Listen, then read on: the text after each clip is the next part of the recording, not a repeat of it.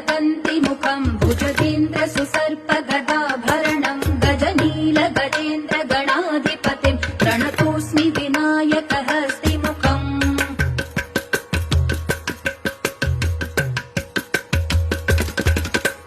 सुरसुर गणपति सुन्दरकेशम् ऋषि गणपति यज्ञसमानम् भव भव गणपति पद्मशरीरम् जय जय गणपति दिव्य नमस्ते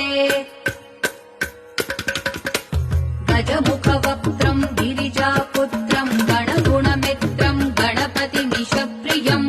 गणपतिमिषप्रियम् गणपतिमिषप्रियम् करधृत